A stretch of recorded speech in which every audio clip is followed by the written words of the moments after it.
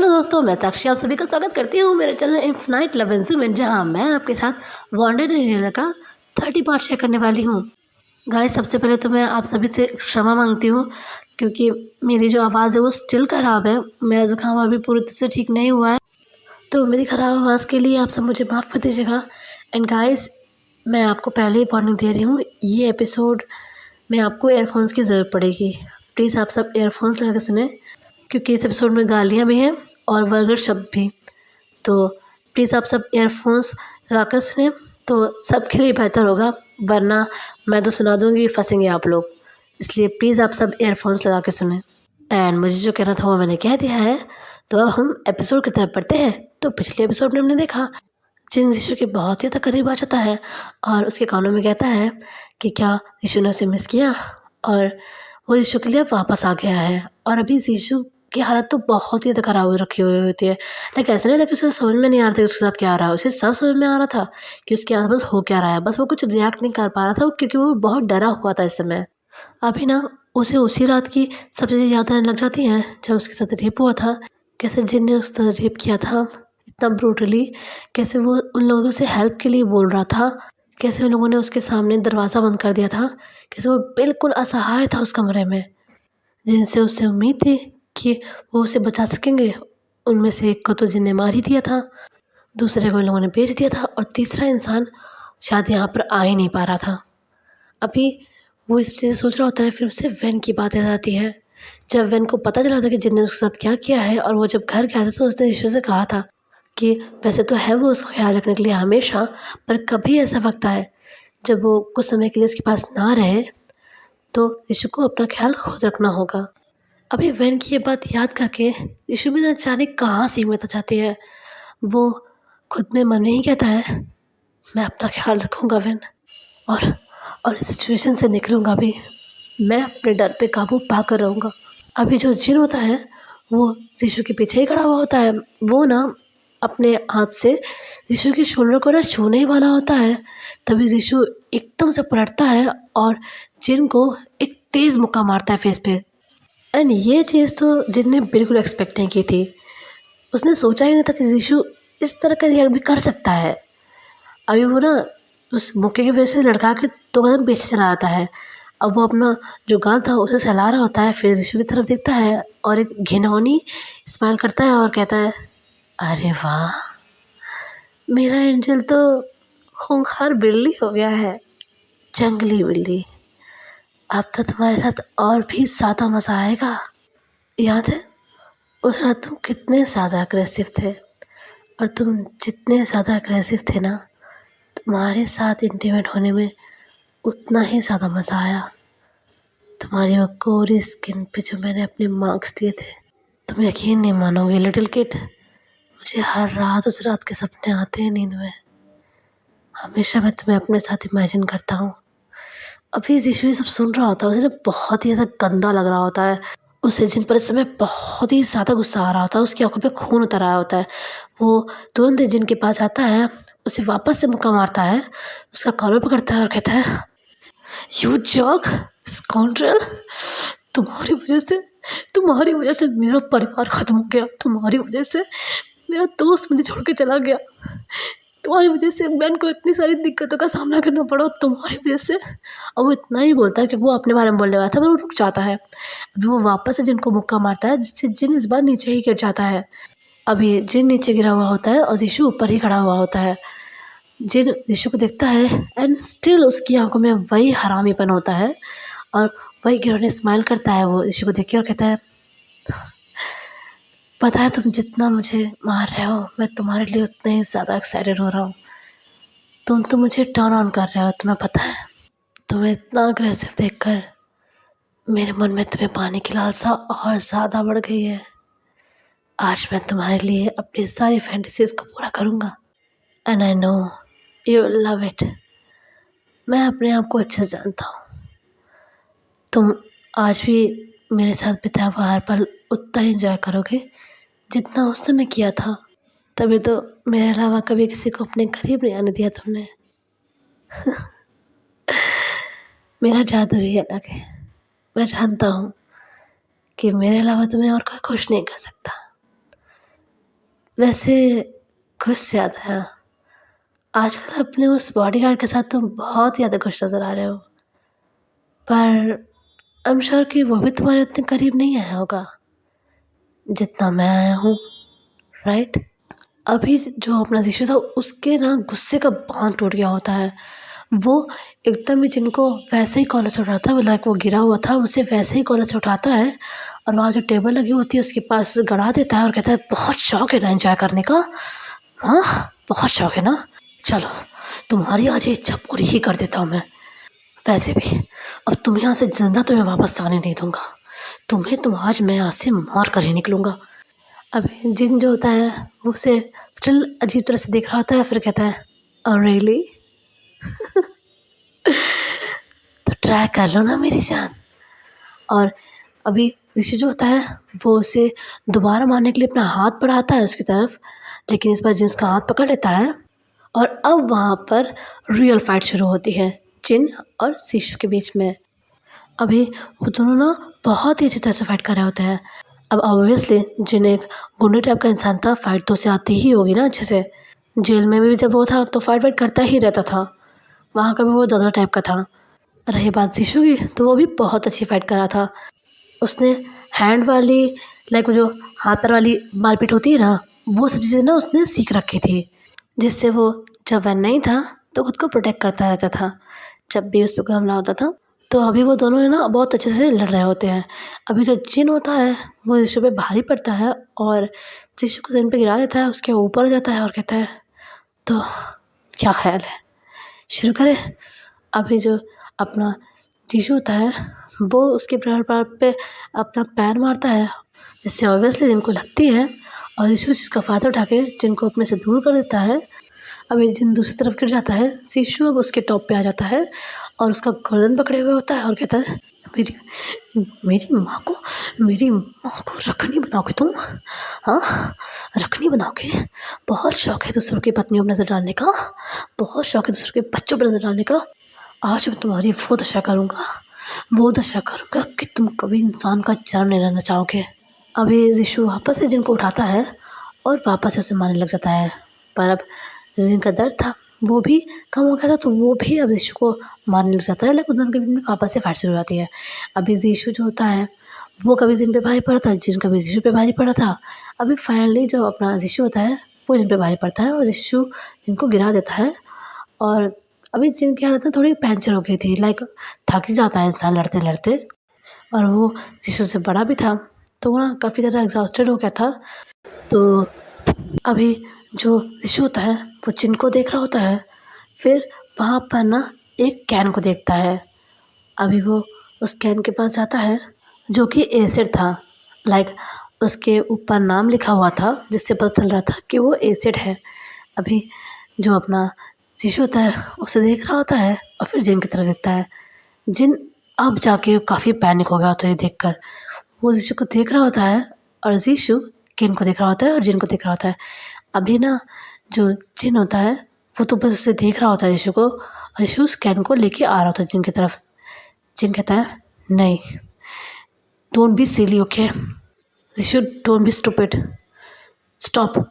अभी यीशु जो होता है वो तो बस जिनको देख ही रहा होता है गुस्से में, और वो किन को लेके आ रहा होता है। अभी यीशु कैन लेकर आ ही रहा होता है जिनकी तरफ, तभी उसके सर पे पीछे से कोई वार करता है। अभी यीशु को बहुत ही लगी होती है सर पे, उसे बहुत तेज़ चक्कर आता है और वो वहीं गिर जाता है। अभी जिन जो होता है वो उस इंसान की तरफ देखता है और उसके चेहरे पे मतलब राहत तो थी, पर उस इंसान को गुस्से में भी दिख रहा होता है। जिन फिर कहता है, इतना तेज़ मारने की क्या ज़रूरत थी? अगर ये मर गया ना तो देखना फिर मैं तुम्हारे साथ क्या करता हूँ। तो वो इंसान कहता है, तुम्हारी जान बचाई है मैंने, वरना अभी ये तुम्हारा सीख कबाब बना चुका होता। एंड वो इंसान और कोई नहीं, मिस्टर ज़ाओ होते हैं। अभी जो जिन होता है वो तुरंत से यीशु के पास आता है, उसकी सांसों को चेक करता है तो सांसें चल रही होती हैं। अभी जिन जो होता है वो चैन की सांस लेता है, फिर मिस्टर ज़ाओ की तरफ देखता है और कहता है, तुम, मुझे ऐसा क्यों लगता है कि तुम इसे मारना चाहते हो? तो जो मिस्टर ज़ाओ होते हैं वो कहते हैं, हाँ, मारना चाहता हूँ, इसकी वजह से ये सब कुछ हुआ है, पर सिर्फ तुम्हारे लिए इसे छोड़ रखा है मैंने। लेकिन अगर ये तुम्हें ही मारने की कोशिश करेगा तो फिर मैं इसे ज़िंदा रख के करूँगा भी क्या? लुक, मेरे लिए तुम ज़रूरी हो और तुम्हारे लिए ये, इसलिए मैं इसे अभी तक झेल रहा हूँ। अभी जिन उसे देख के स्माइल करता है, लाइक मिर्ज़ा को देख के स्माइल करता है और कहता है थैंक यू यार। फिर वो जो यीशु था उसकी तरफ देखता है और कहता है देख, अभी भी उतना ही खूबसूरत लग रहा है बेहोश होके जितना उस दिन था। कितना खूबसूरत है ना ये। अभी जो मिर्ज़ा होते हैं वो तो बस जिन को देख रहे होते हैं और फिर वो कहते हैं जिन, ये सब करने की तुम्हें क्या ज़रूरत थी। अभी जिन मिर्ज़ा की तरफ देखता है और कहता है क्या मतलब। तो जो मिर्ज़ा होते हैं वो कहते हैं ये सब करने की क्या ज़रूरत थी, क्या तुम्हें मुझ पे भरोसा नहीं था, क्या तुम्हें लगा नहीं था कि मैं तुम्हें इस चीज़ को देने वाला हूँ। पर यार तुम्हें अभी इतना सब कुछ करने की क्या ज़रूरत थी। ये जो तुमने किडनैपिंग की है, तुम्हें क्या लगता है इसकी जांच नहीं होगी।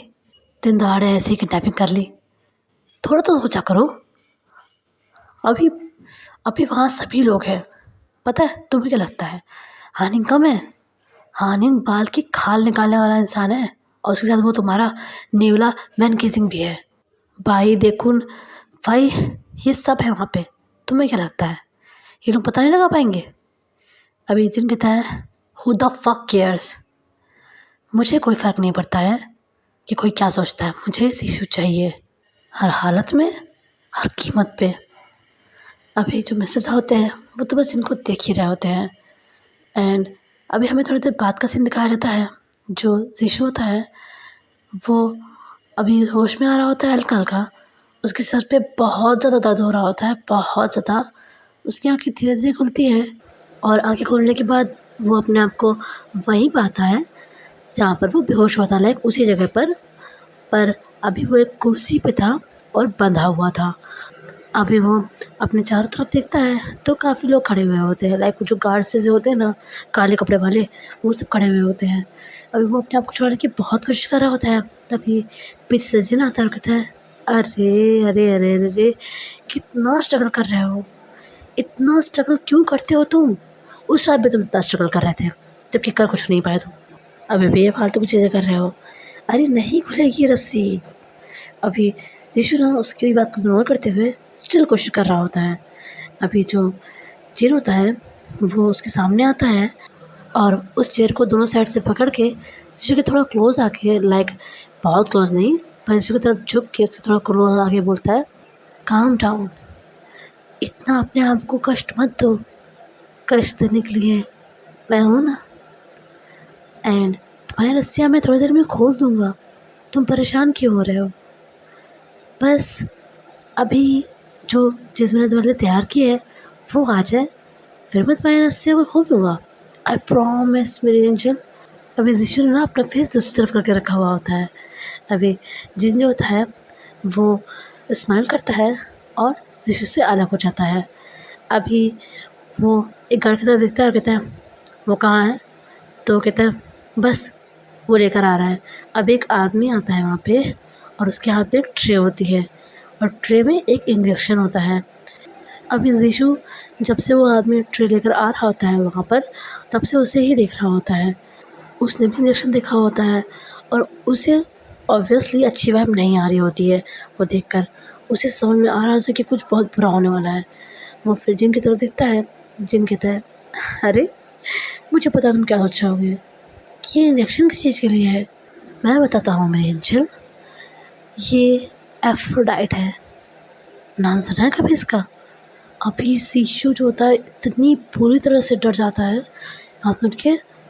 अभी जो जिन होता है उसे ऐसा डरा हुआ देख के स्माइल करता है और कहता है तुम्हारे चेहरे की घबराहट बता रही है कि तुम एफ्रोडाइट का मतलब बहुत अच्छे से जानते हो। एंड गाइस, आई थिंक आप सभी को एफ्रोडाइट का मतलब पता होगा, और अगर नहीं पता है तो मैं बता देती हूँ। ये एक ऐसी दवा होती है जो किसी भी मार्फत अगर आपकी बॉडी में चली जाए, लाइक आपको कोई ड्रिंक में दे दे या इंजेक्शन में दे दे, किसी भी तरह से अगर आपकी बॉडी में चली जाती है तो वो आपकी बॉडी को फोर्स करती है कि आपकी बॉडी किसी के साथ इंटीमेट हो, लाइक ये सेक्सुअल इच्छा जो होती है उसे बढ़ाती है।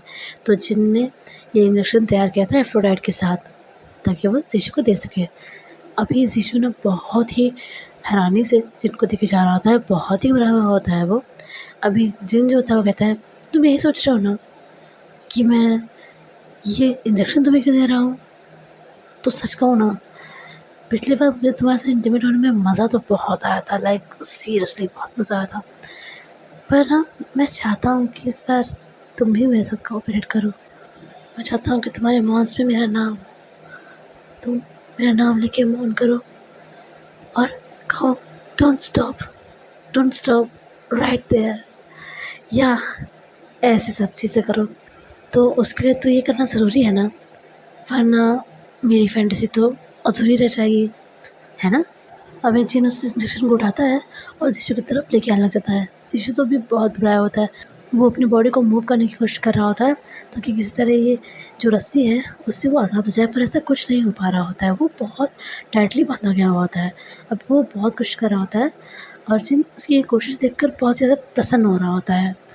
अभी जीशु अपने आप को ऐसे ही हिला रहा होता है, तभी जिन उसकी एक आर्म पकड़ता है काफ़ी ज़्यादा फोर्सफुली, एंड फिर उसकी तरफ वो इंजेक्शन लेके आने लग जाता है। अभी जीशु ना बहुत अपने आप को हिला रहा होता है, पर उसका कोई फ़ायदा नहीं हो रहा होता है। तभी उन लोगों को बहुत तेज़ आवाज़ सुनाई देती है, किसी कार की किसी चीज़ से टकराने की। अभी जो जिन होता है वो रुक जाता है और गेट की तरफ देखता है और बाकी सभी देखते हैं। तो बाकी जो लोग होते हैं ना वहाँ पे, उनमें से कुछ लोग जो जो डोर होता है वो होता है ट्रांसपेरेंट, उससे ना आगे का देखते हैं। तो उनको दिखता है कि एक कार ने जो उनका मेन गेट है उसके परखच्चे उड़ा दिए। वो गेट तितर-बितर हो रखा है और अब वो घूमकर इस तरफ आ रही है, घर की तरफ। अभी जो वो लोग होते हैं वो जिन की तरफ देखते हैं और बता देते हैं ऐसा-ऐसा है। जिन जो होता है वो स्माइल करता है और फिर कहता है आई एम इम्प्रेस्ड। फिर वो जीशु की तरफ देखता है और कहता है जीशु, तुम्हारा रांझा तो जितना सोचा था उससे ज़्यादा ही तेज़ है। देखो तुम्हें बचाने आ गया, बट डोंट वरी, ये लोग जो खड़े हैं ना यहाँ पे, ये उसकी अच्छे से खातिरदारी कर देंगे, लेकिन उसकी मौत तो मेरे यहाँ तो हुई। और अगर मैं ऐसा नहीं कर पाया, मैं उसे नहीं मार पाया, तो तुम्हें मार दूँगा, क्योंकि अगर तुम मेरे नहीं तो किसी के नहीं, और तुम्हें मारकर मैं खुद मर जाऊँगा, लेकिन तुम दोनों को एक नहीं होने दूँगा। और अगर मैंने आज उसे मार दिया तो उसकी लाश के बगल में ही हम अपना हनीमून मनाएंगे, जैसे हमने एलेक्स के साथ किया था। अभी जिन जो था वो जब यीशु से सब बातें कर रहा था, तभी उसके जो आदमी लोग खड़े थे ना वो सब बाहर गए थे, बाहर की सिचुएशन को हैंडल करने। अभी वो लोग बाहर जाते हैं और उस जो कार थी उसको फायर करने ही वाले होते हैं, लाइक उस पर गन फायर करने वाले होते हैं, लेकिन वो कार इतनी स्पीड में आती है और उन सबको कुचलते हुए चली आती है। लाइक वो लोग सामने से ही फायर करने वाले थे ना, पर वो कार इतनी स्पीड में आई थी कि उन लोगों को शूट करने का तो छोड़ो, खुद के सेल्फ डिफेंस में कुछ करने का मौका नहीं मिला।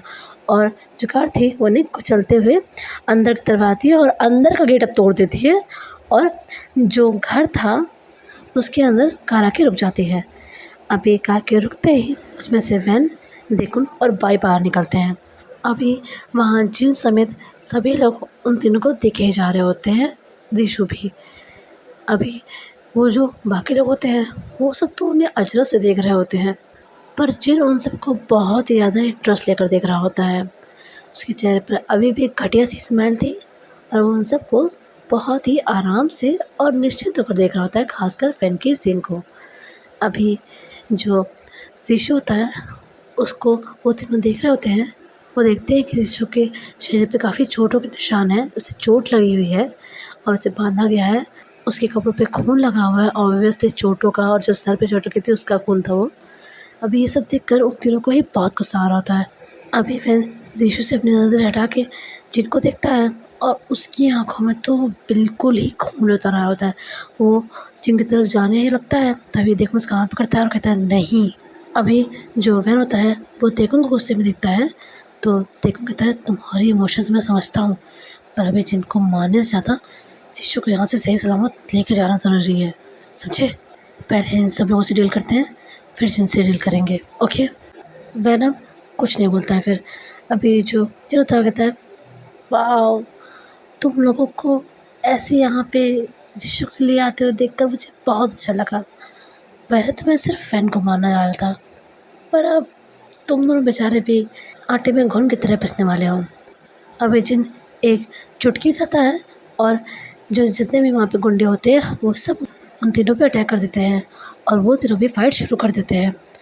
अभी जो देखुन और भाई थे वो फाइट वगैरह में कभी रहे नहीं थे, लाइक उन्होंने ज़्यादा फाइट कभी की नहीं थी, लेकिन फिर भी अभी वो अच्छी फाइट कर रहे थे, लोगों को काफ़ी अच्छी टक्कर दे रहे थे। और वैन केजिंग उसने तो इन सब चीज़ों की ट्रेनिंग ले रखी थी, तो वो तो बहुत ही अच्छी फाइट कर रहा था।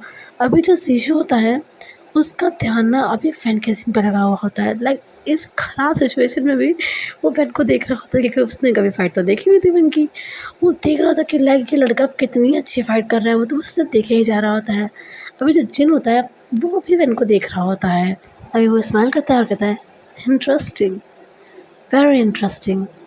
अभी जो ये दोनों लोग फाइट कर रहे होते हैं, ये फाइट करते करते ही जो अपना भाई होता है वो जिन की तरफ आ जाता है, जिन के पास, और अब वो जिन को पकड़ता है और उसे मारना शुरू कर देता है। वो जिन को बहुत ही बुरी तरह से मार रहा होता है और जिन जो होता है वो फिर से मार रहा होता है, क्योंकि शिशु के टाइम पे वो थोड़ा नरम पड़ रहा था क्योंकि वो शिशु था, लेकिन शिशु के अलावा उससे किसी से क्या फ़र्क पड़ता है, तो वो भी उन्हें अच्छे से मारा होता है। अभी इनकी फाइट चल रही होती है, तभी जो भाई होता है उसको जिन गर्दन से पकड़ लेता है, उसको लतवाता है और कहता है डॉक्टर साहब, ये आपका काम नहीं है, आपका काम लोगों की जान बचाना है, कहाँ इन सब में पड़े हैं। तो जो जिन होता है उसका हाथ जो होता है भाई अपनी गर्दन से छुड़ा लेता है और जिनको तेज़ पंच मारता है और कहता है you creepy bastard, fuck off. अभी जिन कहता है I want to fuck someone, तभी तो आपके दोस्त को किडनैप किया है। अभी इतनी घिनौनी बात सुनकर बाई का तो दिमाग खराब हो जाता है। अभी बाई जिन को वापस से पंच मारने वाला होता है, लेकिन उससे पहले वैन जिन का कॉलर पकड़ता है और फिर उसे तेज़ पंच मारता है उसके पेट पे और फिर कहता है हरामजादे, अपनी इस गंदी ज़ुबान से मेरे आशू का नाम भी मत लेना। अभी जो जिन होता है वो इनकी तरफ देखता है और वैन तो उसे देख ही रहा होता है गुस्से में।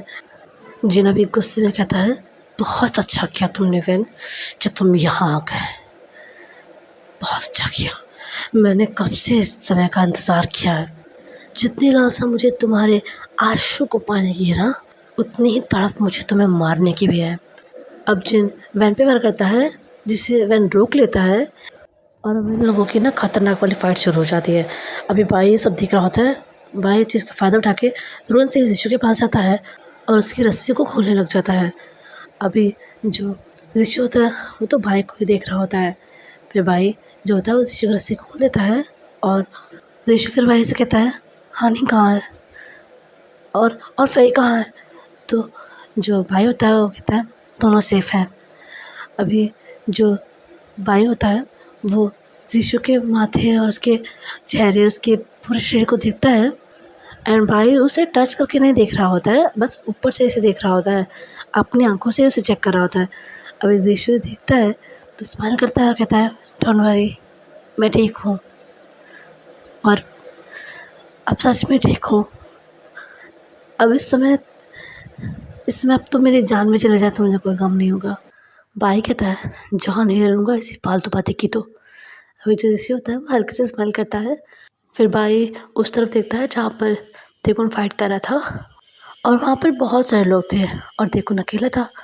भाई फिर ऋषि की तरफ देखता है और कहता है तू यहीं रहना, ठीक है, मैं देखूँ क्यों तक करना चाह रहा हूँ। अभी जो ऋषि होता है वो कहता है मैं चलता हूँ साथ। तो भाई कहता है दिमाग ख़राब है, लुक एट योरसेल्फ, कितनी चोट लगी है, तुम बस यहाँ रहो और हम लोग सब संभाल लेंगे, ओके, डोंट वरी, हम सब यहाँ से सलामत ही निकलेंगे। अभी भाई ये कहते ही देखून की तरफ चला आता है जहाँ पे देखून फाइट कर रहा था एंड जो ऋषि होता है वो वहीं पे खड़ा हो जाता है। अभी जो वैन और जिन की फाइट हो रही थी वो बहुत ज़्यादा खतरनाक हो रही थी। जिन और वैन एक दूसरे को बहुत चोट पहुँचा रहे थे एंड अभी जो जिन था वो थोड़ा वीक पड़ रहा था क्योंकि वो ऑलरेडी ऋषि से लड़ाई कर चुका है, भाई से भी अभी उसकी लड़ाई हो रही थी, तो वो थोड़ा सा वीक हो रहा था। वैन केसिंग उसे ओवर पावर कर रहा था। अभी जो ये सब चीज़ें चल रही होती है, अभी जीशु ये सब चीज़ें देख रहा होता है, तभी मिस्टर साउ जो होते हैं वो वहाँ पर आते हैं, जो कि कमरे में थे। उन्हें जिन ने कमरे में लॉक करवा दिया था, क्योंकि वो नहीं चाहता था कि जो मिस्टर ज़ा है वो इन लफड़ों में पड़े। उन्हें पता तो था ही कि इवेंचुअली ये लड़के यहाँ पे आएँगे ज़रूर। तो जिन नहीं चाहता था कि मिस्टर ज़ा इन लफड़ों में पड़े, तो उसने उन्हें लॉक कर दिया था। पर अभी जो मिस्टर ज़ा थे, उन्हें एक आदमी खोल देता है, मतलब उनके रूम को खोल देता है और वो यहाँ पे आ गए थे। अभी जो मिस्टर ज़ा होते हैं, वो अपनी रिवॉल्वर निकालते हैं, ज़ीशु के सर पे रख देते हैं और कहते हैं, वैन केसिंग, वहीं रुक जाओ, वरना तुम्हारे इस आशु का मैं सर खोल दूँगा यहीं पे। अभी जो ज़ीशु होता है, वो वहाँ पर जो फाइट हुई थी, उन सबको देखने में इतना लॉस्ट था कि उसे रियलाइज़ ही नहीं हुआ था कि किसी ने उसके सर पे ऐसे गन रखी हुई है। पर जब वो ये आवाज़ सुनता है, वो एकदम ही शॉक्ड हो जाता है। वो अभी मिस्टर ज़ाओ की तरफ देखता है और अभी वहाँ पर सब चीज़ें शांत हो गई होती है, सारी फाइट रुक गई होती है एकदम से ही। अभी फैन केसिंग, बाई और देखुन, तीनों ही उन लोगों की तरफ देख रहे होते हैं और बाकी सब भी देख रहे होते हैं जो लोग थे। अभी ज़ीशु की आँखें तो पूरी भर रही होती है। वो अपनी अड़कती हुई आवाज़ में कहता है, "ड ड डैड?" तो जो मिस्टर ज़ाओ थे वो कहते हैं, "डैड? What rubbish! मैं तुम्हारा डैड नहीं हूँ। मेरा एक ही बेटा है, वो है हानिंग। मैं तो तुमसे नफ़रत करता हूँ, नफ़रत। क्योंकि तुम्हारी वजह से ही सब कुछ हो रहा है। तुम्हारी वजह से ही सब कुछ हुआ है। तुम्हारी वजह से ही मेरा इतना अच्छा जो बिज़नेस चल रहा था, वो ख़राब हो गया। तुम्हारी वजह से। तुम्हारी वजह से मेरा दोस्त इतने टाइम तक जेल में रहा, क्योंकि इसको तुम्हारी धुन चढ़ गई थी। अच्छा होता उस दिन एलिस के साथ-साथ तुम भी मर गए होते।" अभी जो ज़ीशु होता है, वो तो बस उसे देखे ही जा रहा होता है हैरानी से। ज़ीशु अब वापस से अटकते हुए कहता है, बिज़नेस? कौन-सा बिज़नेस डैड?" ऑब्वियसली उसे समझ में नहीं आ रहा था कि मिस्टर ज़ाओ किस बारे में बात कर रहे हैं, क्योंकि एनविक का तो ऐसा था कि जब से ज़ीशु वहाँ पे आया था, तो एनविक की तो ग्रोथ बढ़ी ही थी और ये तो पूरी दुनिया जानती है। हाँ, तो एनविक तो नहीं हो सकता था उसके हिसाब से। अभी मिस्टर ज़ाओ कहते हैं, "ओह! तो मेरा बेटा नहीं समझ पा रहा है? मैं बताता हूँ। मैं जो बच्चों की तस्करी करवाता था, वो काम तुमने मेरा ख़राब नहीं किया।" अभी यीशु तो एकदम ही ज़्यादा शॉक्ड हो गया होता है। अभी यीशु ही नहीं, जो ये भाई था, वो भी बहुत हैरानी से मिस्टर ज़ाओ को देख रहा था, क्योंकि ऑब्वियसली उसने उनका ये रूप नहीं देखा था। अभी देखुन और वैन भी वहाँ पे खड़े हुए होते हैं, बट ऑब्वियसली वो शॉक में नहीं थे। वैन को तो अभी समझ में नहीं आ रहा होता कि वो क्या ही करे, क्योंकि अगर वो कुछ भी अभी होशियारी करने की कोशिश करेगा, तो ज़ीशु की जान खतरे में आ जाएगी, जो कि स्टिल खतरे में ही थी। पर मिस्टर ज़ाओ तो उससे इतनी हिट करते हैं, क्या पता चला ही दे बंदूक। अभी वो बहुत ही ज़्यादा परेशान हो रखा हुआ होता है और सेम सिचुएशन उन दोनों की भी थी, बाई की और देखुन की। अभी फैन की नज़र एक जगह पे पड़ती है और वो जगह मिस्टर ज़ाओ के साइड में थी, लाइक उनकी बैक के उस साइड थी। जैसे कि कहते नहीं हमारे पीठ के पीछे, वो सिचुएशन थी। वहाँ पे वो देखता है और फिर वो देखुन की तरफ देखता है, जो कि वो भी वहीं देख रहा होता है। पर बाई का ध्यान तो अभी मिस्टर ज़ाओ पे ही था। अभी फिर देखुन फैन की तरफ देखता है, फैन देखुन की तरफ देखता है। मिस्टर ज़ाओ कहते हैं, आई हेट यू ज़ीशु। मैं तुमसे पहले दिन से नफ़रत करता हूँ, सिर्फ़ और सिर्फ़ इस जिन के कारण और नंदिनी जी के कारण तुम्हें बर्दाश्त किया है मैंने। तुम्हें अपनी आँखों के सामने देखना मुझे पता है कितना करता था। सब कुछ तुम्हारी वजह से हुआ है। तुम्हारी वजह से नंदिनी जी मुझसे बात नहीं करती, वो नफ़रत करती है मुझसे। और तुम्हारी वजह से ही जिन मुझसे इतना टाइम तक दूर रहा, वो पागल हो गया है तुम्हारे चक्कर में। सब कुछ तुम्हारे कारण। तुम बहुत ही ज़्यादा डिस्गस्टिंग हो, समझ रहे हो? डिस्गस्टिंग। तभी मिस्टर ज़ाओ के सर पे कोई गन पॉइंट करता है और कहता है, डिस्गस्टिंग?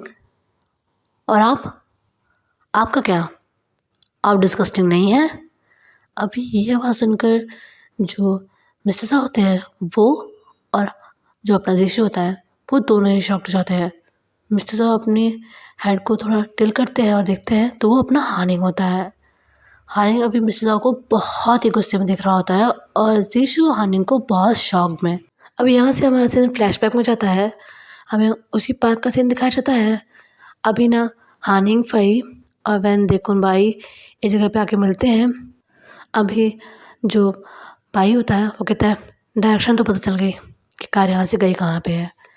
तो जो हानिंग होता है वो कहता है वेरी गुड। अभी देखूँ कहता है वैन से, वैन पहले आप ये तो बताइए कि सैम ने फ़ोन पे कहा क्या था।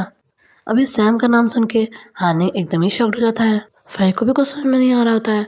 अभी जो वैन होता है वो उन सबको सारी बातें बता देता है एंड हानिंग तो एकदम ही शॉक्ड हो जाता है, उसकी तो पूरी आंखें भर गई होती है। वो कहता है ये ये ये आप क्या कह रहे हैं वैन, मेरे पापा ऐसा नहीं कर सकते, वो तो जान देते हैं मेरे भाई पे, ऐसा नहीं हो सकता है, ऐसा नहीं हो सकता है। अभी जो फाई होता है वो हानिंग को पकड़े हुए होता है शोल्डर से। जो वैन होता है वो हानिंग की तरफ देखता है, बाकी सभी हानिंग की तरफ देखते हैं और इन सबको ही बुरा लग रहा होता है बिकॉज़ हानिंग जो है वो बहुत ही प्यारा लड़का है और वो शिशु से बहुत प्यार करता है, उसका दिल बहुत ज़्यादा साफ़ है। अभी हानिंग का दिल तो एकदम से ही टूट ही गया होता है, वो अभी धीरे-धीरे ही बोल रहा होता है ऐसा नहीं हो सकता, ऐसा नहीं हो सकता, डैड ऐसा नहीं कर सकते, वो मेरे भाई के साथ ऐसा नहीं कर सकते, ऐसा नहीं कर सकते। तभी जो देखून का फ़ोन होता है ना वो वापस से ही बजता है। देखून फ़ोन की तरफ देखता है तो वो नंदिनी जी का ही फ़ोन आया होता है। अभी जो देखून होता है वो वैन की तरफ देखता है और अभी किसी को समझ में नहीं आ रहा था कि वो क्या करे, क्योंकि उनके अंदर हिम्मत ही नहीं हो रही थी फ़ोन उठाने की। फ़ोन उठा के वो कैसे बताते कि जीशु का किडनैप हो चुका है। अभी वो सब लोग ऐसे चुपचाप खड़े होते हैं, तभी फई कहता है फ़ोन तो उठाइए। अब क्या फ़ोन ही नहीं उठाएँगे? बताना तो होगा ही ना उन्हें। तो जो देखून होता है फ़ोन पिक करता है पर उसके हाथ से तुरंत से फ़ोन वैन ले लेता है। वो फ़ोन को अपने कान के पास लगाता है और कहता है जी नंदिनी मैम। दूसरी साइड से नंदिनी मैम कहती हैं मुझे पता है जीशु कहाँ है अभी। अभी ये चीज़ सुनकर नंदिनी मैम के मुँह से जो अपना वैन होता है उसके तो पैरों तले ज़मीन ही खिसक जाती है। वैन तो समझ में नहीं पा रहा होता है कि वो क्या ही बोले। वो कहता है आप आपको पता है? आपको कैसे पता है सब? अभी वैन का ये रिएक्शन सबका ध्यान अपनी तरफ खींचता है। लाइक देखुन और बाई तो उसकी तरफ देख ही रहे थे और फई भी उसकी तरफ देख रहा था। अभी हानिंग भी वैन की तरफ ही देखने लग जाता है, क्योंकि हानिंग देखता है कि वैन अभी काफ़ी शॉक में है और फ़ोन का तो पता ही था उसे कि किसका फ़ोन आया था, पर वो खुद ही इतना दुखी था तो वो कुछ रिएक्ट नहीं किया था जब नंदिनी जी का कॉल आया था। पर अभी जब वैन ने ऐसे रिएक्ट किया था तो बाकी लोगों के साथ-साथ उसका ध्यान भी उधर ही चला गया था। अभी नंदिनी जी कहती हैं कॉल पर उस चीज़ की वजह से मुझे पता चला मिस्टर ज़ाओ के फ़ोन पे आए मैसेज मुझे दिख रहे हैं, जिन्हें उन्हें बताया कि वो कहाँ पर है और मिस्टर ज़ाओ को वहाँ पे आने के लिए कहा है। अभी मिसेस ज़ाओ जो होती हैं वो वैन को वो एड्रेस बता देती है और उसे ये भी कहती हैं कि उन्होंने उसके व्हाट्सएप पर चैट का स्क्रीनशॉट भी भेज दिया है। वो बताते हैं कि वो अभी वहीं जा रही हैं, तो वैन भी वहीं पे आ जाए। अभी वैन फ़ोन कट करता है और देखून की तरफ देखता है और कहता है पता चल गया आशु कहाँ पे है, आप यहाँ पे सबका ख्याल रखना, मैं आशु को लेकर आता हूँ। अभी ये कहकर वो जाने लगता है, तभी देखकर उसका हाथ पकड़ता है और कहता है मैं भी साथ चल रहा हूँ। भाई कहता है मैं भी। तो वैन कहता है आप लोग क्यों आ रहे हो, ये सब बहुत खतरनाक होने वाला है, प्लीज़ आप लोग मत आइए। तो भाई कहता है देखो वैन, मैं जानता हूँ कि तुम जीशु को मुझसे पहले से जानते हो, वो तुम्हारा दोस्त है, तुम उससे प्यार करते हो, पर वो मेरा भी दोस्त है और इस लड़ाई में मैं तुम्हारे साथ चलूँगा। देखो कहता है मैं भी। अभी वैन कोई बहस नहीं करना चाहता था तो वो कुछ बोलता नहीं। फिर वो भाई की तरफ देखता है और कहता है भाई हानि का ख्याल रखना। हानि कहता है मैं भी आ रहा हूँ साथ। तो वैन उसे अजीब तरह से देखता कहता है प्लीज़ आप नहीं आ सकते। तो हानि कहता है मैं आ रहा हूँ साथ एंड डोंट वरी, मुझे फ़ाइट करना आता है, वहाँ पर बहुत लोग होंगे तो हम लोग भी ज़्यादा रहें तो बेहतर रहेगा। अभी फ़ाइट तो हानि को ही देख रहा होता है। लाइक हानि इस समय काफ़ी ज़्यादा मैच्योर लग रहा था, उसकी सारी मासूमियत ऐसा लग रहा था जैसे कि चली गई है, जो कुछ समय पहले तक थी उसके चेहरे पर वो सब चली गई थी। अभी जो वैन होता है वो अब उससे भी बहस नहीं करना चाहता और उसकी बात पे पॉइंट तो था ही कि जितने लोग होंगे उतना अच्छा रहेगा। वहाँ ज़्यादा लोग हो सकते हैं, तो इनको भी तो प्रिपरेशन के साथ जाना चाहिए ना। अभी वो सब उनकी जो कार लेकर आए थे वो बड़ी वाली, उसमें आकर बैठ जाते हैं और ड्राइविंग सीट पर वैन केसिंग ही होता है। अभी जो वैन होता है वो ड्राइव करना स्टार्ट कर देता है और कार वो अभी एकदम ही हाई स्पीड पे चला रहा होता है। अभी जो हानि होता है वो कहता है, क्या लोकेशन बताई थी मामा ने? अभी वैन उसे बताया था वो लोकेशन का नाम। जो हानि होता है वो एक सरकास्टिक वे में हँसता है और उसकी हँसी में सैडनेस भी दिख रही होती है। अभी फ़ाई उसकी तरफ देखता है और कहता है, क्या हुआ? तो हानि उसकी बात का जवाब दिए बिना ही कहता है, उस घर में 2 दरवाज़े हैं। जो गार्ड्स होंगे वो दोनों तरफ ही खड़े हुए होंगे, क्योंकि वो कन्फ्यूज़न में होंगे कि हम पता नहीं कौन से रास्ते से आ जाएँ। तो फ्रंट डोर को भैया आप देखो ना, और आप सँभाल लीजिएगा। बैक डोर के लोगों को हम दोनों सँभाल लेंगे, मैं और फ़ाई। अभी फ़ाई तो उसे देखे ही जा रहा होता है हानि को। वो फिर कहता है, तुम उस जगह को कैसे जानते हो? तो जो हानि होता है वो फ़ाई की तरफ बिना देखे ही कहता है, वो मेरे नाना जी का घर है। अभी जो बाई, देखुन और फ़ाई होते हैं वो तो बस हानि को देखने लग जाते हैं। अभी वो लोग उस जगह पर पहुँचने वाले होते हैं, तभी जो वैन होता है वो कार रोक देता है और फ़ाई और हानि उससे उतर जाते हैं और वैन उस कार को लेके फ्रंट गेट की तरफ चला जाता है। अभी हानि और फ़ाई बैक डोर के साइड आ जाते हैं और अब यहाँ पर उन लोगों की फ़ाइट शुरू हो जाती है वहाँ के गार्ड्स से। लेकिन वो लोग हानि को नहीं मार रहे होते हैं, बस अपना सेल्फ डिफेंस कर रहे होते हैं। लेकिन फ़ाई को तो लोग मार रहे थे और फ़ाई भी उन्हें अच्छे से मारा था और हानि तो उन्हें मार ही रहा था। अभी वो लोग ना, जो बाहर के गार्ड्स होते हैं बैक डोर वाले, उन्हें ख़त्म करके मतलब बेहोश करके अंदर आते हैं गेट तोड़ के, और जो अंदर के गार्ड्स होते हैं उनसे लड़ने लग जाते हैं। ऑब्वियसली वो गार्ड्स भी अपने हानि को हर्ट नहीं कर रहे होते हैं, वो फ़ाई को मार रहे होते हैं पर हानि को नहीं। हानि के लिए तो वो बस अपना सेल्फ डिफेंस कर रहे होते हैं, पर हानि और फ़ाई उन लोगों को अच्छे से मार रहे होते हैं। अभी यहाँ के गार्ड्स को ठिकाने लगाने के बाद ये लोग आगे की तरफ बढ़ने लग जाते हैं और आगे इन्हें ज़्यादा गार्ड्स नहीं मिलते, क्योंकि सारे जो गार्ड्स थे वो भी मेन एंट्रेंस की तरफ थे। जो थोड़े बहुत मिलते हैं उन्हें ये लोग अच्छे से हैंडल कर लेते हैं। अभी वो लोग मेन हॉल में आ जाते हैं और हानि को फ़ाई देखते हैं कि मिस्टर साहब ने शीशे के ऊपर गन लगाई हुई है। उससे कह रहे हैं कि लाइक वो उनका बेटा नहीं है, उनका बेटा एक ही है, हानिंग, जिसने उनका काम ख़राब कर दिया। उनका इतना अच्छा बिजनेस था बच्चों की तस्करी वाला। हानिंग तो ये सब सुन के एकदम हालत ही ख़राब हो गई होती है। उसकी आंखों से बहुत आंसू निकल रहे होते हैं और उसे अभी बहुत गुस्सा आ रहा होता है। उसके ना हाथ ना एकदम ही शेक कर रहे होते हैं। फ़ाई उसकी तरफ देखता है, फिर उसके हाथों को होल्ड करता है। लाइक हानिंग के हाथ नीचे थे ना, नीचे की तरफ, तो वैसे ही वो उसके हाथों को पकड़ लेता है। फिर हानिंग जो होता है वो अपने दूसरे हाथ से अपनी जो जीन्स की ज़ेब थी उससे एक रिवॉल्वर निकालता है और मिस्टर साव की तरफ जाने लग जाता है। अभी वो धीमे कदमों से मिस्टर साव की तरफ जा रहा होता है और इसी समय मैंने देखा होता है हानिंग को। अभी फ़ाई भी हानिंग के पीछे पीछे आ रहा होता है और वो भी एक रिवॉल्वर को निकाल लिया होता है। ये रिवॉल्वर ना उन लोगों ने उन्हीं गार्ड से ली थी जिन्हें वो ठिकाना लगा के आए हुए होते हैं। And back to the present. अभी जो मिस्टर साहब होते हैं वो तो हानिंग को हैरानी से देखे ही जा रहे होते हैं। वो फिर कहते हैं, हाँ हानी, हानी, मेरे बच्चे तुम गलत समझ रहे हो, तुम गलत समझ रहे हो। ये ये सब ये सब शीशो की गलती है। मैं तो बस इसे इसके कर्मों की सज़ा देने वाला था। देखो ना इसने कितना कुछ गलत किया है। तुम्हारे पापा को इसकी वजह से बहुत तकलीफ़ें झेलनी पड़ी हैं, इसीलिए मैं ये सब कर रहा हूँ। तुम्हारे पापा कभी कुछ गलत कर सकते हैं? हाँ। अभी हानि मिस्टर साहब के माथे पर गन पॉइंट कर देता है और कहता है, खबरदार, खबरदार, जो खुद को मेरा बाप कहा तुमने। मेरी सिर्फ माँ है, सिर्फ माँ। मेरा बाप मर चुका है। अभी मिस्टर साहब कहते हैं, नहीं नहीं, ऐसा मत बोलो। तुम तो मेरे इकलौते बेटे हो, तुम अपने पापा को समझो ना। अभी हानि कहता है, बेटा, मैं आपका बेटा हूँ। नहीं, मैं आपका बेटा हो ही नहीं सकता। आपने कभी मुझे अपना बेटा माना ही नहीं होगा, कभी नहीं। क्योंकि जिसका खुद का बेटा हो वो दूसरों के बच्चों के साथ ऐसा नहीं करता, दूसरों के बच्चों की तस्करी नहीं करता। Mister Sao, you don't love anyone. अब किसी से प्यार नहीं करते, आप सिर्फ अपने आप से प्यार करते हैं और अपने इस कमीने दोस्त से प्यार करते हैं जिसने मेरे भाई की ज़िंदगी बर्बाद कर दी, जिसने उससे उसका परिवार छीन लिया। और ये काम आपने ही करवाया होगा ना? आपने ही इस हरामी को इतनी शह दी होगी ना कि इसने ये काम किया है।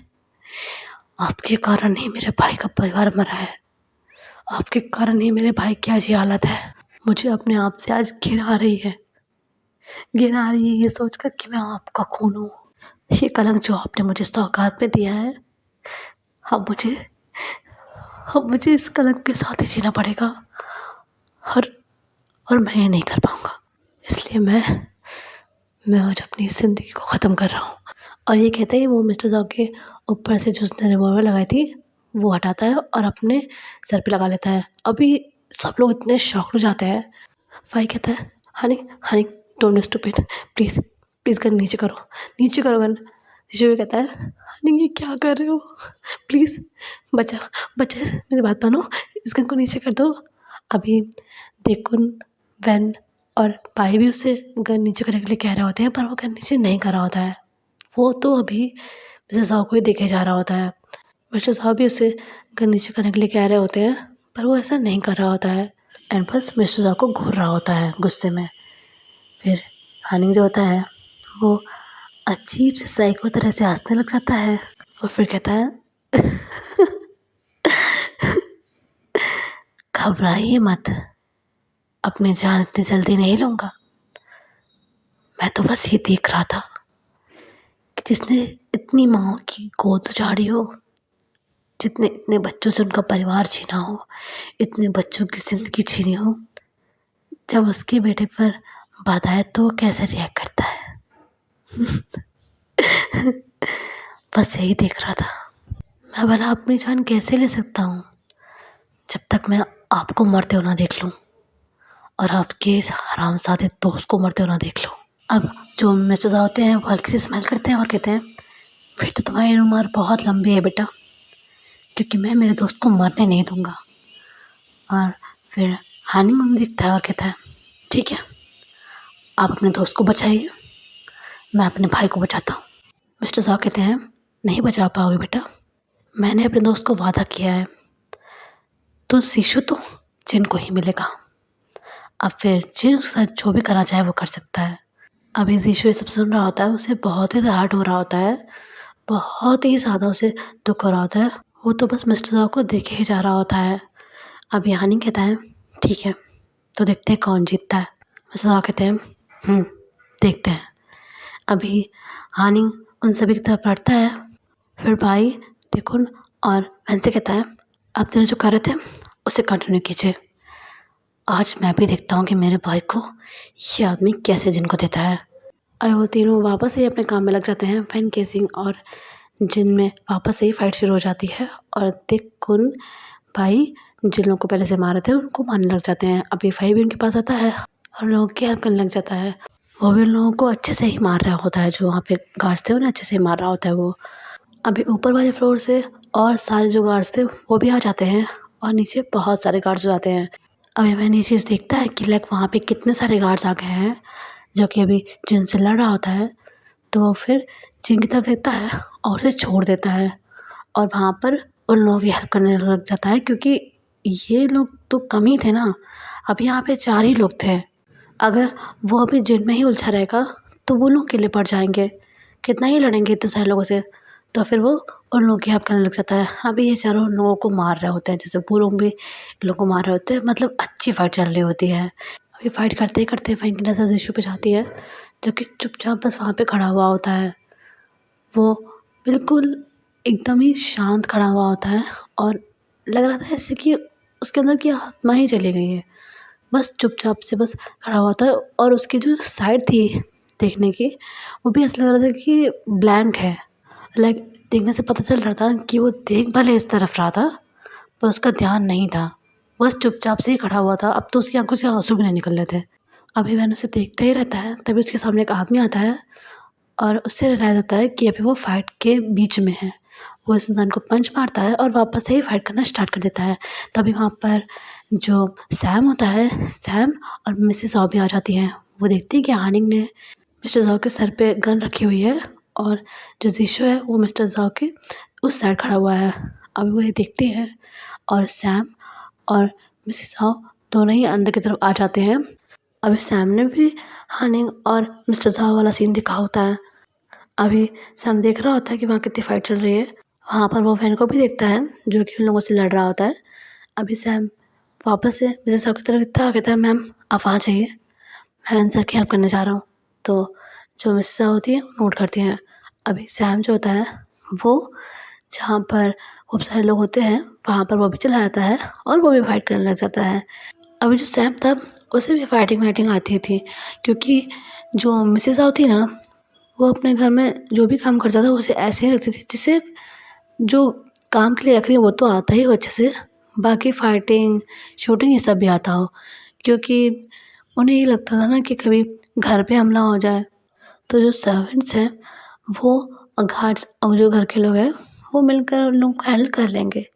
मिसेस ज़ाओ की फैमिली में भी यही था, लाइक वो भी इस चीज़ें जानती थी और हानिंग भी जानता था एंड मिस्टर ज़ाओ तो जानते ही थे। पर जीशु को इन सब चीज़ों से दूर रखा गया था। उसे फाइटिंग आती थी लेकिन उसे शूटिंग वूटिंग से दूर रखा गया था, क्योंकि उसे शूटिंग की आवाज़ से डर लगता था, उसे गन की आवाज़ से डर लगता था, क्योंकि उसके पापा को गन से शूट किया गया था। और हानिंग और मिसेस ज़ाओ चाहते भी नहीं थे कि जीशु कभी गन चलाना सीखे, शूटिंग सीखे, क्योंकि वो नहीं चाहते थे कि किसी भी तरह से जीशु को अपना पास्ट याद आए, वो पास्ट जो उसे हॉन्ट करता है। And back to the story, Mrs Zhao जो होती हैं वो वहाँ पर जाती हैं मिस्टर ज़ाओ के पास, और जो हानिंग होता है वो भी उन्हें देखता है। अभी हानिंग तो बिल्कुल शॉक होता नहीं, क्योंकि उसे पता ही था वो आ ही रही हैं। अभी जो मिस्टर ज़ाओ थे ना वो बहुत शॉक्ड हो गए होते नंदिनी जी को वहाँ पे देखकर। नंदिनी जी फिर ऋषि की तरफ देखते हैं जो कि स्टिल खामोश बस खड़ा ही रहता है वहाँ पे एकदम ब्लैंक होके। अभी उनकी आंखों में ना आंसू आ जाते हैं, वो फिर मिस्टर ज़ाओ की तरफ देखती हैं गुस्से में एंड हानिंग के हाथों से गन लेती हैं, खुद पॉइंट करती हैं। हानिंग से कहती हैं, तुम जाओ मेरे बच्चों की हेल्प करो। अभी हानिंग जो होता है वो तुरंत ही वहाँ से चला जाता है। अभी जो नंदिनी जी होती है वो कहती हैं, रिश्ता तो निभा नहीं सके, कम से कम वादा ही निभा देते। तुमने मुझसे वादा किया था ना कि तुम जीशु को कुछ नहीं करोगे। अब अगर मैं किसी को नहीं बताऊंगी, एक वादा नहीं निभाया गया ना तुमसे। तुम जिनसे इतना प्यार करते हो, हाँ इतना प्यार करते हो कि मुझे दिया हुआ वादा भी नहीं निभा पाए। जितना प्यार उससे किया है, कभी उतना प्यार मुझसे किया होता ना तो अच्छी नौबत नहीं आती। अब जो मिर्ज़ा होते हैं वो कहते हैं, नंदिनी जी ऐसी बात नहीं है, ऐसा नहीं है। अभी वो भी बिल्कुल सही रुआब से हो गए होते हैं। नंदिनी जी मिस्टर ज़ाओ की आंखों के आंसू देखती हैं और कहती हैं, मत करो ये नाटक, अब इन घड़ियाली आंसू का कोई काम नहीं है, तुम्हारा सच सामने आ चुका है। I hate you, I hate you. आज अगर तुम यहाँ पर मर भी जाओगे ना तो भी मुझे दुख नहीं होगा। तुमने मुझे इतनी तकलीफ दी है, मेरे बेटे को तुम उस जिन को तोहफे में दोगे। मेरा बेटा कोई गोल्ड चेन नहीं है, इंसान है, बेटा है मेरा। देखती हूँ कैसे देते हो मेरे बेटे को तुम उसे। अभी वो ऐसे गन पॉइंट करके खड़ी हुई होती है और मिस्टर ज़ाओ तो बस मिस्टर ज़ाओ को देखे जा रहे होते हैं, उनकी आंखों से बहुत ही ज़्यादा आंसू निकल रहे होते हैं। अभी मिस्टर ज़ाओ जो थे वो आदमी बहुत ही गंदे थे, पर ये सीन था कि वो हानिंग और नंदिनी जी से जिनसे प्यार बहुत करते थे, बहुत प्यार करते थे, और उन्हें बहुत ही ज़्यादा दुख हो रहा होता है, लेकिन स्टिल उन्हें ये लग रहा होता है कि ये सब जीशु की गलती है, ना कि उनकी और जिनकी। उनके हिसाब से वो तो सही थे और सारी खराबियाँ तो बस जीशु में थी, सारी गलती उसी की थी, और उन्हें अभी भी जीशु पे बहुत गुस्सा आ रहा होता है। अभी हमें वैन को दिखाया जाता है जो कि अभी लड़ाई कर रहा होता है बाकी लोगों के साथ, हानिंग और फाई पाई और देखों के साथ। अभी वो सब लोग फाइट कर रहे होते हैं और वो लोग इतना उसमें व्यस्त होते हैं कि वो लोग ये नोटिस ही नहीं करते कि सैम भी वहाँ पे है। अभी देखो जो होता है वो सैम को देख लेता है, वो मन में ही कहता है, सैम ये ये यहाँ क्यों है। पर वो फिर देखता है कि सैम भी अच्छे से फाइट कर रहा होता है, तो फिर स्माइल करता है और कहता है, चलो अच्छा ये आ गया। अब वो जो फाइट कर रहा था वो करने लग जाता है। अभी हमें सैम को दिखाया जाता है जो कि लोगों से फाइट कर रहा होता है, तभी उसका ध्यान जाता है कि जो वैन केसिंग फाइट कर रहा है वहाँ पे, उस पर किसी ने रिवॉल्वर निशाना बना के रखी है, लाइक थोड़ी दूर से निशाना बना के रखी है उसे शूट करने के लिए, और वैन वहाँ नहीं दिख रहा है। अभी सैम एकदम से चिल्लाता है, वैन सर वहाँ से हटिए। अभी वैन अचानक से सैम की आवाज़ सुन के एकदम से शॉक जाता है, वो सैम की तरफ देखता है और तब तक वो आदमी गन को फायर कर देता है। अभी सैम एकदम से ही भागते हुए आता है और वैन को वहाँ से धकेल देता है और खुद भी गिर जाता है, जिससे क्या होता है कि वैन और वो साइड बाय साइड नीचे गिर गए होते हैं। अभी सैम और वैन तो एक दूसरे को घूर घूर के देखने लग जाते हैं शौक में। अभी जो वैन होता है वो कहता है, सैम तुम यहाँ क्यों आए? अभी सैम कहता है, नंदिनी मैम ने बताया तो था ना कि मैं आ रहा हूँ। तो वैन कहता है, हाँ लेकिन अंदर क्यों आए? देख नहीं रहे यहाँ पे कितना खतरा है? तो सैम कहता है, मैं डरता नहीं हूँ खतरे से, मैंने आपसे कहा था ना कि मैं आपका पूरा साथ दूंगा। वैन अभी सैम से कहता है, you know what, you are crazy, but thanks मेरे जान बचाने के लिए। अभी जो सैम होता है वो कहता है, वो सब छोड़िए, वो तो बाद में करते रहेंगे आप, अभी आप चाहिए जिनके पास। तो मैंने कहता है, पर यहाँ पर। तो सैम कहता है, मैं संभाल लूँगा, हानिक सर भी हैं, हम लोग सब संभाल लेंगे, आप चाहिए प्लीज़ जिनके पास चाहिए। अगर वो यहाँ से भाग गया तो बहुत दिक्कत हो जानी है, प्लीज़। तो जो वैन होता है वो फिर थोड़ा सोचता है, फिर कहता है ओके। अभी वैन उठता है और फिर वो सैम की हेल्प भी करता है उठने में। अभी जो वैन होता है वो वहाँ से जाने लगता है, वापस से पलटता है तो सैम जो होता है वो इशारे में कहता है कि हम लोग देख लेंगे सब। अभी वैन वहाँ से चला जाता है। अभी वो नीचे वाला जो फ्लोर था वहाँ पर जिनको ढूंढने लग जाता है। अभी वो हर जगह चेक कर रहा होता है, उसे जिन मिल नहीं रहा होता है। अभी उसे ऊपर वाले फ्लोर का ख्याल आता है। अभी वो बाहर आता है क्योंकि जो ऊपर वाले फ्लोर की सीढ़ियाँ थी वो बाहर की तरफ से थी, लाइक जो लिविंग एरिया था वहीं पे उसकी सीढ़ियाँ थी। अभी वो सीढ़ी के पास आता है और उन्हें चढ़ने लग जाता है। अभी जो मिस्टर साहब होते हैं वो ये देख लेते हैं और उन्हें पता था जिन ऊपर है। वो भी बहुत ही ज़्यादा घबरा जाते हैं। अभी वो नंदिनी जी की तरफ देखते हैं जो कि उन्हें गुस्से में दिख रही होती है और अभी भी उन्होंने गन ऐसे ही लगाए हुए होती है।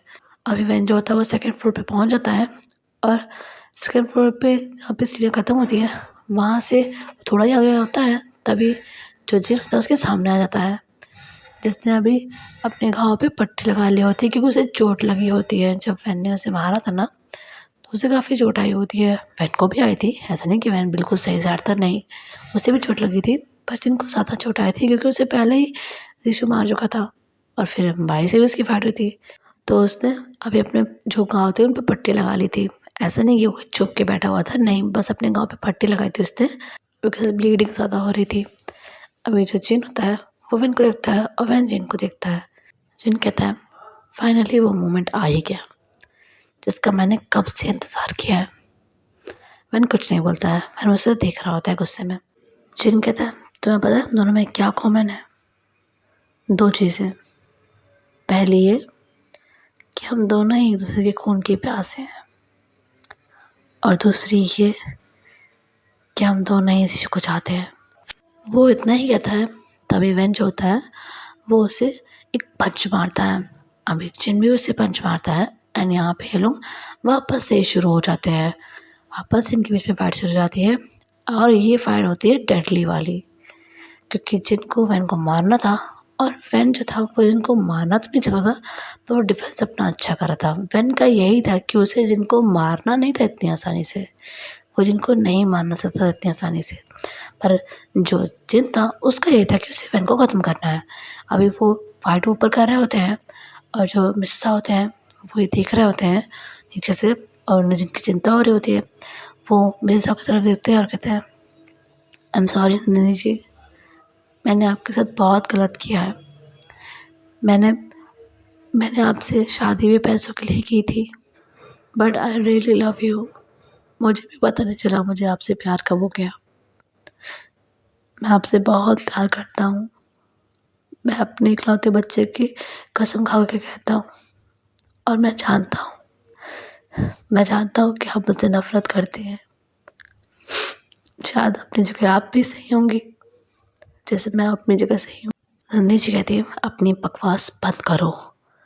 अभी मिसेस आ कहते हैं, बकवास नहीं कर रहा हूँ, आपसे वही कहना चाहता हूँ जो कि कभी कहा नहीं मैंने, क्योंकि मैं जानता हूँ अभी जो हम साथ में खड़े हैं ये समय वापस कभी नहीं आएगा।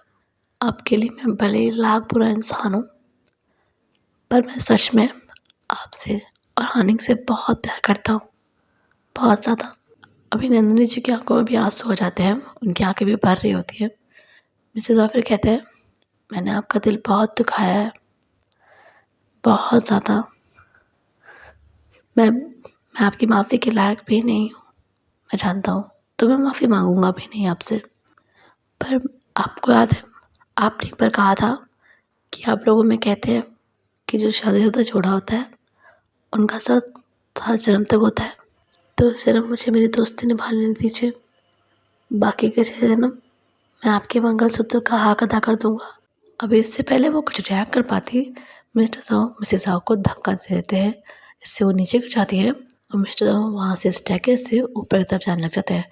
अभी वो जब गिरी थी ना, तो उन्हें लगी थी, तो उनकी बात सुनकर वैन, वहीद, कुन, भाई, सैम, हानिक सबका ध्यान जाता है उनकी तरफ। वो सभी लोग उन सभी गुंडों को पीछे पटक के मिसेस जाओ के पास आते हैं। अभी तक जो ऋषि था वो भी अपने सेंस में आ गया होता है, वो भी मिसेस जाओ के पास होता है, उनके पास बैठा हुआ होता है। हानिक कहता है, क्या हुआ, पापा कहाँ हैं?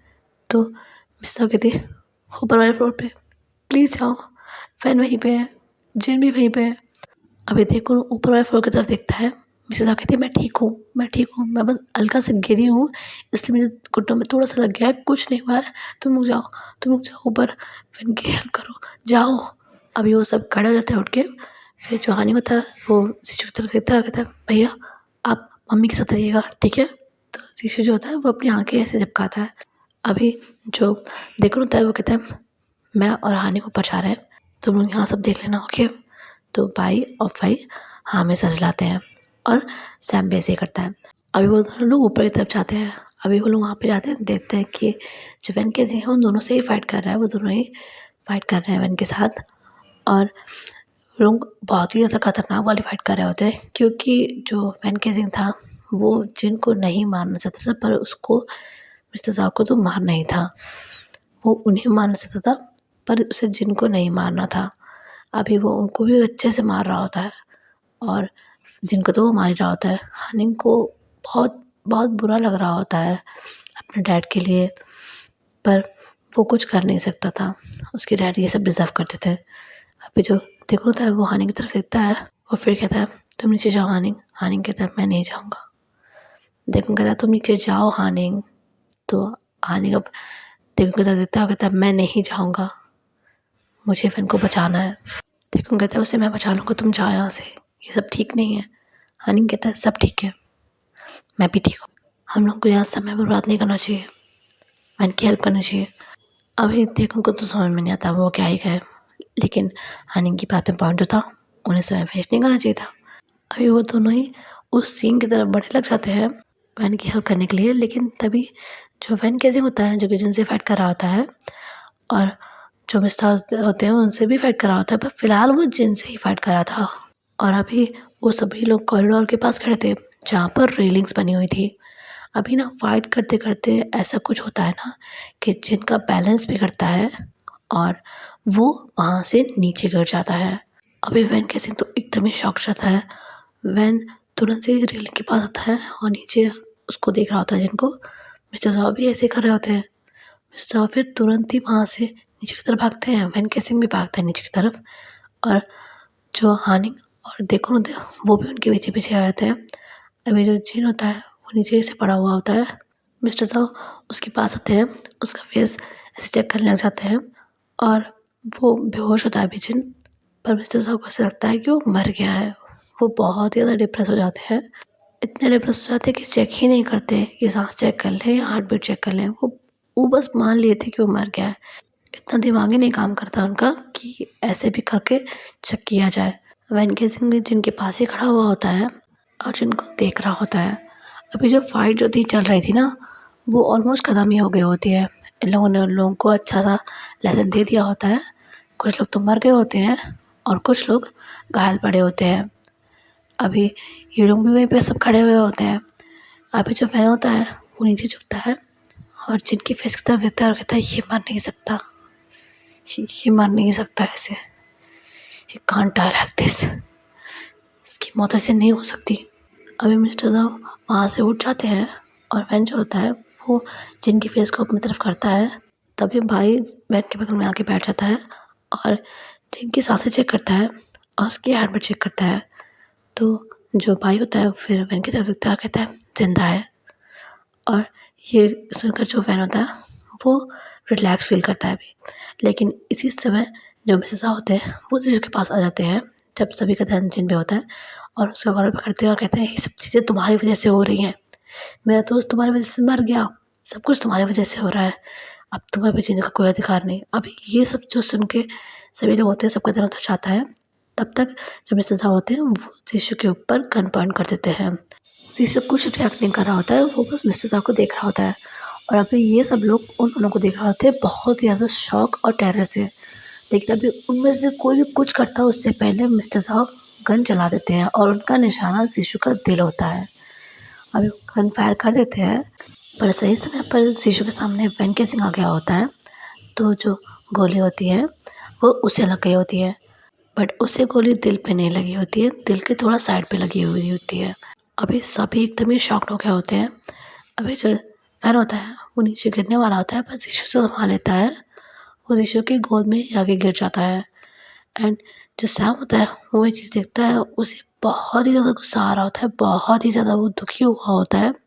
वो जो हाथ में रिवॉल्वर पकड़े होता है उसकी जितनी भी गोलियां होती हैं वो मिस्टर साहब के सर में डाल देता है और उनकी ऑन द स्पॉट डेथ हो जाती है। अभी वो सभी लोग वैन के पास आते हैं। वैन जो कि अभी अपना कॉन्शियस खो चुका होता है, जीशु जो होता है वो उसे अपने गोद में ऐसे लिए होता है। जीशु कहता है वैन, वैन आके खोलो, वैन वैन आके खोलो ना, वैन प्लीज़ प्लीज़ ऐसे मत करो, तुम मुझे छोड़ के नहीं जा सकते ना, प्लीज़ प्लीज़ अपनी आंखें खोलो, अपनी आंखें खोलो। तुमने मुझसे वादा किया था कि अब मेरे साथ कुछ भी बुरा नहीं होगा, तुमने मुझसे कहा था कि मेरे साथ अब सब अच्छा होगा, तुम मुझे वादा करके ऐसे छोड़ नहीं सकते, प्लीज़ प्लीज़ अपनी आंखें खोलो ना, अपनी आंखें खोलो। तुमने तुमने तुमने कहा था ना कि तुम हमेशा मेरे साथ रहोगे, कभी कभी मुझे अलग नहीं करोगे खुद से, कभी मेरा साथ नहीं छोड़ोगे। तो अभी तुम मुझे छोड़ के नहीं आ सकते ना, आंखें खोलो, आंखें खोलो, मैं तुम्हें कमांड देता हूँ, आंखें खोलो, आंखें खोलो प्लीज़ प्लीज़। मैं मर जाऊँगा, मैं मर जाऊँगा तुम्हारे बगैर, प्लीज़ मैंने तुम्हारे जितना भी गलत किया उसके लिए मुझे माफ़ कर दो, प्लीज़ मुझे अकेला मत करो, ये सब मेरी गलती है, सब मेरी गलती, मैं कभी तुम्हारी बात नहीं मानता, हमेशा तुम्हें प्रॉब्लम में डाल देता हूँ, सॉरी, प्लीज़ प्लीज़ प्लीज़ आगे खोलो वैन। अब ये सभी लोग भी वैन को हैरानी से देखे जा रहे होते हैं। सैम भी वहीं बैठा हुआ होता है, सैम भी बहुत रो रहा होता है, उसे भी बहुत ज़्यादा दुख हो रहा होता है। अभी भाई जो होता है वो सेम चीज़ वैन के साथ करता है, उसकी हार्ट बीट चेक करता है, उसकी सांसें चेक करता है। उसकी सांसें भी चल रही होती है। भाई फिर जीशु की तरफ देखता है और कहता है संभालो अपने आप को, जीशु संभालो अपने आप को, वैन जिंदा है। अब ये सुनकर जो बाकी सब लोग होते हैं वो सभी भाई की तरफ देखने लग जाते हैं, फिर वैन की तरफ देखते हैं। भाई फिर कहते हैं हाँ वैन जिंदा है, लेकिन हमें इसे जल्द से जल्द हॉस्पिटल लेके जाना होगा, ब्लीडिंग बहुत तेज़ हो रही है। अभी जो देखा होता है वो भी नोट करता है और फिर जो देखा होता है वो वैन को लिफ्ट करता है और उसे घर की तरफ लेके जाने लगता है। अभी सभी लोग वहाँ से जाने लगते हैं, तभी जो भाई होता है वो वापस पलट के देखता है उसी जगह पे जहाँ पर अभी जिन बेहोश पड़ा हुआ होता है और मिस्टर साहब की डेड बॉडी पड़ी हुई होती है। वो इनकी तरफ देखता है और फिर वापस से जो सभी लोग जा रहे होते हैं उनके साथ हॉस्पिटल, उनके साथ वो भी चला जाता है। एंड फिलहाल के लिए इतना ही कहा, इस पे मिलती हूँ आपको नेक्स्ट चैप्टर में। तब तक के लिए वीडियो पसंद आया हो तो लाइक कर दीजिएगा, चैनल पर नया सब्सक्राइब कर दीजिएगा, वीडियो को शेयर कर दीजिएगा और कमेंट में जय वैसे तो लिख ही दीजिएगा। एंड आज करवा चौथ है तो आप सभी को करवा चौथ की हार्दिक शुभकामनाएं। एंड मैं आज बहुत ज़्यादा क्षमा प्रार्थी हूँ क्योंकि मेरी आवाज़ बहुत ही ज़्यादा ख़राब आई है, मुझे पता है, लेकिन मैं क्या करूँ गाइस, मेरी जो खांसी ज़ुकाम है वो ख़त्म ही नहीं हो रहा है, तो उसके लिए मैं बहुत ज़्यादा क्षमा प्रार्थी हूँ। एंड कोशिश करूँगी कि नेक्स्ट रिकॉर्डिंग से पहले इसे ठीक कर लूँ किसी तरह से। ठीक तो हो नहीं रहा है पर मैं ट्राई पूरा करूँगी कि ये ठीक हो जाए। जहाँ मैं आपके साथ अब मैं आज चलती हूँ, वांटेड आपसे सीरियल का विदा लेती हूँ। 28 पार्ट मिलते शेयर हैं करने ऐसे वाली फिर हूँ। नेक्स्ट चैप्टर में। सबसे पहले तो तब तक आप के लिए सभी को बाय बाय, नवरात्रि की जय हार्दिक वंशु, शुभकामनाएं। and please I hope guys कि ये take care of Navratri yourselves और आने and वाले I love you. नवरात्रि